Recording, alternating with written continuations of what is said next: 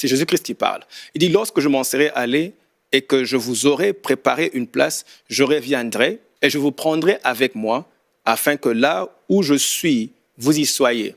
Dans le contexte du mariage juif, il y avait 3 étapes importantes. Le premier, c'était quand le fils allait trouver le père, justement pour payer le prix de la dot. Ils se mettent d'accord du prix et ils payent ce prix-là. Et je crois que nous connaissons le passage de 1 Corinthiens chapitre 6, 20 qui parle de Jésus-Christ qui nous a rachetés à un grand prix. Et donc, c'était le prix de la dot. Ça, c'est la première étape. Mais après cet acte-là, il y a maintenant ce qu'on appelle évidemment le fiançailles officiel.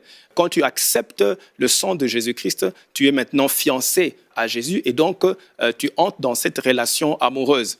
Paul nous dit, « En effet, je suis jaloux de vous, de la jalousie de Dieu, parce que je vous ai fiancé à un seul époux. » Et donc, quand tu acceptes Christ, tu entres maintenant dans une relation amoureuse. Et c'est très important de comprendre ça. Dès que vous entrez en fiançailles, le fiancé doit partir pour préparer un endroit pour sa fiancée. La 3e étape, c'était le fiancé revenait pour reprendre son épouse. Je crois que vous comprenez déjà où est-ce que nous sommes en train d'aller. Mais le jour où le fiancé doit revenir n'était pas décidé par le fiancé. C'était le père du fiancé qui approuvait que le temps était venu pour aller prendre la fiancée. Alors vous entendez Jésus-Christ dire, quant au jour ou à l'heure, personne ne le connaît, même pas les anges dans le ciel, ni le Fils, mais le Père seul le connaît. Donc c'est le Père qui décidait quand est-ce que le Fils allait revenir pour prendre la fiancée.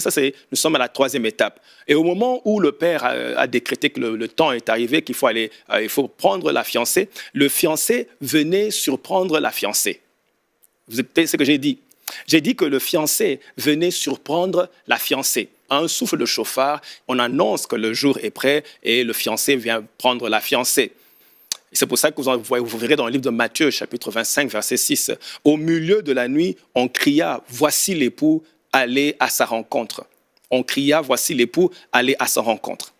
Et quand vous lisez dans 1 Thessaloniciens, chapitre 4, verset 16, la Bible dit « Car le Seigneur lui-même, à un signal donné, à la voix d'un archange et au son de la trompette, descendra du ciel, et les morts en Christ ressusciteront premièrement. Ensuite, nous les vivants qui serons restés, nous serons tous ensemble, enlevés avec eux sur des nuées, à la rencontre du Seigneur, dans les airs, et ainsi nous serons toujours avec le Seigneur. » Moi, j'appelle ça le grand rendez-vous des amoureux de Dieu, Dieu qui descend et nous qui montons et nous le rencontrons dans les airs. Ça sera glorieux, ça c'est vraiment un moment que tu ne veux pas rater, c'est une chose que tu ne veux pas rater, c'est qu'on appelle l'enlèvement, où Christ ne vient pas sur la terre, ce n'est pas le second retour de Christ, c'est quand Christ revient prendre son épouse. C'est une saison prophétique, une saison vraiment puissante dans laquelle l'Église se trouve.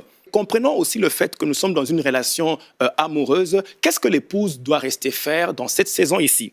Alors, dans le mariage juif, elle restait préparer sa robe. Qu'est-ce qu'une robe représente? La Bible dit, et il lui a été donné de se revêtir de fin lin. Car le fin lin, ce sont les œuvres justes des saints. L'Église qui est restée doit grandir dans les œuvres justes, pas marcher dans les œuvres mortes. Il dit, ceux qui marchent dans ces œuvres-là ne pourront pas hériter du royaume de Dieu. Jésus-Christ parle des serviteurs qui ont chassé les démons en son nom, qui ont guéri les malades en son nom. Et Jésus-Christ dit,